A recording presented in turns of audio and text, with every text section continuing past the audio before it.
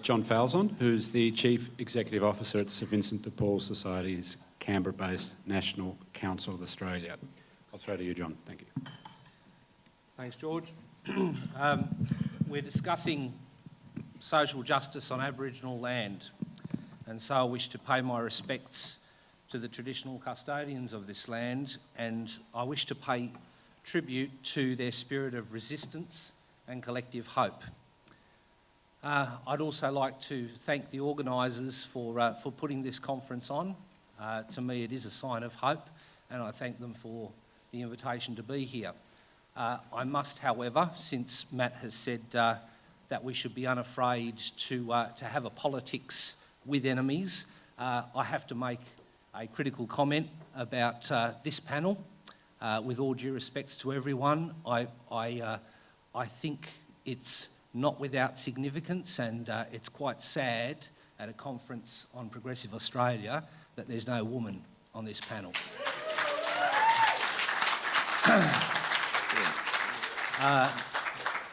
Particularly when you've got people like Sally McManus and Louise Tarrant in the room. The subject, fairness, work and the economy, I think it goes without saying that this is a wrong. In recent weeks, we've seen the revitalisation of the false welfare reform debate. And it takes me back to some of the earlier debates that my organisation and I personally have been involved in during the Howard era, particularly the first and second waves of welfare to work reform. In fact, again, not being afraid to have a politics with enemies, I have to say that both Prime Minister and Leader of the Opposition appear to be channeling John Howard in many of the comments they're making on this issue. I recall during the second wave of the welfare to work reforms, having to do a fair bit of media on this subject, getting dragged out as the voice of the soft welfare sector, so to speak. I did a number of interviews with the shock jocks, of course, and I knew what to expect from them, but one of them stood out in my mind was with an ABC journalist on radio, and she really gave me a hard time. It was a really robust exchange, which I enjoyed enormously, and she was wheeling out all of the typical lines that I was used to hearing from the right, such as, oh, so you want single mothers to just sit on their backsides at home and not get out into the workforce, do you, John? And all of these furfies, which I enjoy a stoush at the best of times, and so that was fine. We had our exchange, and then the interview was over. At the end of the interview, she said to me, John, are you still on the line? I said, yes. She said, we're off air now, and I just want to say to you, and George, you reminded me of this in your opening comments, I just want to say to you, John, that the ABC has to be completely impartial. I said, yes, I'm aware of that, thanks. And then she said, but John, I'm a single mum myself, and I think these welfare reforms are damn right criminal. This legislation sucks, go Vinnies. So there is hope in unexpected places. Our problem, and I would think that I'm preaching to the converted here, our problem in Australia is not the idleness of the poor. This is perniciously proposed by welfare bashers of all political stripes. Putting the boot into disadvantaged Australians might be therapeutic for these welfare bashers, but it does nothing to get one single person into paid employment. Our problem isn't the idleness of the poor, it's inequality, old-fashioned as this may sound. This is a social question, not a question of individual behaviour.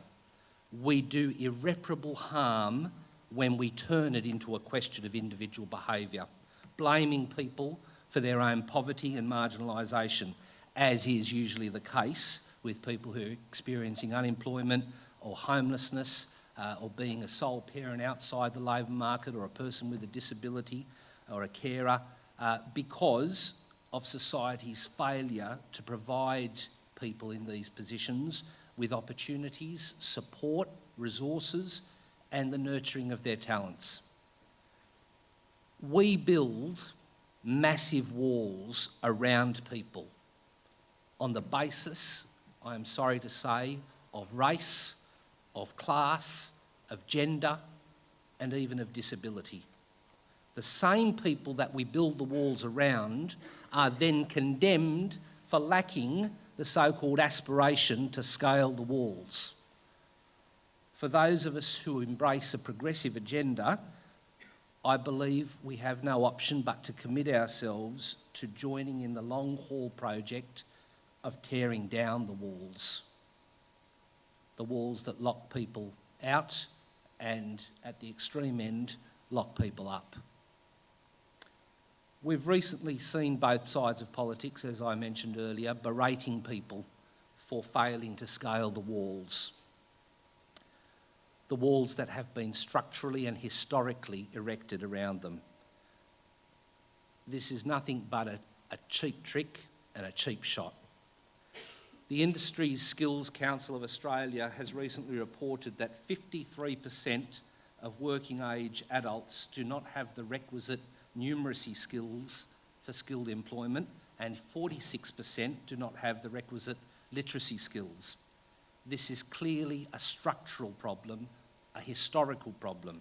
It's the result partly of industry as well as government vacating the field of systematic investment in skills training. But how simple it is to blame individuals for being lazy or inept. The Prime Minister, in the very speech in which she made an art form of blaming people for their poverty, accurately defined the persistence of high unemployment in specific areas of concentrated disadvantage. This again, and she was spot on, is a perfect exemplar of structural and historical causes: disinvestment, industry restructures, poor urban planning, and a failure to provide appropriate social and economic infrastructure. But again, how easy it is to blame people for living where they live and failing to relocate. It would be extremely useful to engage in some concrete class analysis instead of class prejudice. Class prejudice is not worthy of any party that purports to be progressive. The Italian political theorist Domenico Losordo wrote that democracy cannot be defined by abstracting the fate of the excluded. In the wake of the Northern Territory intervention, Aboriginal elder Reverend Dr. Giniyini Gondara put the same precept forward with, I think, much greater immediacy, saying, inequality cannot be addressed by the removal of control from affected people over their lives and over their land. When you've got the OECD, hardly recognised as being soft on welfare issues, berating us for our unconscionably low level of unemployment benefits, warning that that level in itself is a barrier to increased workforce participation, surely we have to sit up and take notice. Professor Peter Saunders from the Social Policy Research Centre at the University of New South Wales has been telling us for over a decade that it would take an expenditure of around 2 to 3% of GDP to lift all people out of poverty in Australia.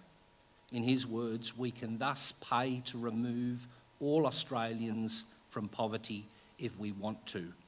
The fact that we don't is a matter of choice, not affordability.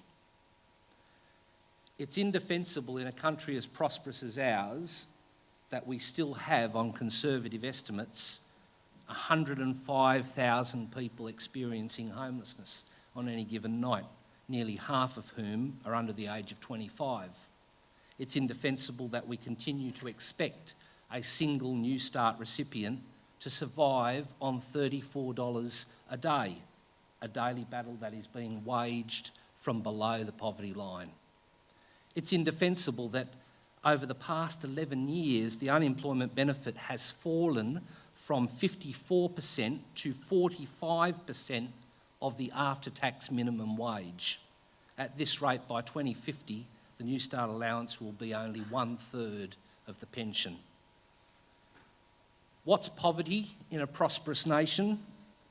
In the global context, it's this. It's the majority world peeking through the holes in the tawdry coverlets of the consumerist economy.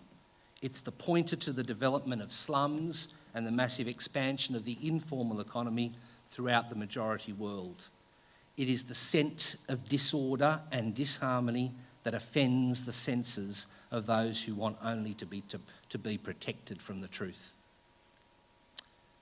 As the Spanish sociologist Manuel Castells noted back in 1998, and what he said then I really believe is truer now, this world is composed of people and territories that have lost value for the dominant interests, and places, entire places, have been stigmatised, confined by police, bypassed by networks of communication and by investment.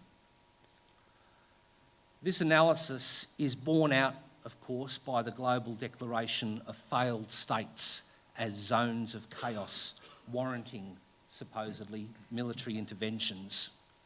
It is also, interestingly, just as pertinent, however, to the paternalistic declaration of domestic zones of chaos, to use John Howard's term, demanding discriminatory treatment of their populations.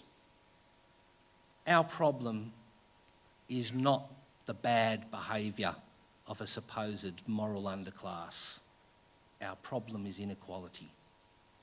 When we deny that this is the problem, we end up looking for solutions in precisely the wrong places. We also end up reframing the question incorrectly so that it becomes a question primarily or exclusively of participation or productivity or compliance or, again, that nauseous word, aspiration. So we end up with solutions that worsen the problem of inequality, as if compulsory income inadequacy, or its accursed cousin, compulsory income management, could actually help create a space for dignity or liberation, let alone participation. And let me please note here that compulsory income inadequacy occurs on both sides of the employment-unemployment divide. When we ask the social question, we find the seeds of the social and therefore political solution. This is why we need to think of economic and political marginalisation as a matter of justice rather than charity. I say this despite the moralising language we have recently heard that objectifies Aboriginal people, sole parents, people with a disability, people experiencing unemployment, objectifies them shamelessly, pretending that, like naughty children, they are grateful for a slap or a pat. As Lilla Watson and a group of Aboriginal activists in Queensland put it so beautifully back in the 1970s, and if ever there was a manifesto for a truly progressive Australia, I believe this is it. If you have come to help me, you are wasting your time. But if you have come because your liberation is bound up with mine, then let us work together. Thanks.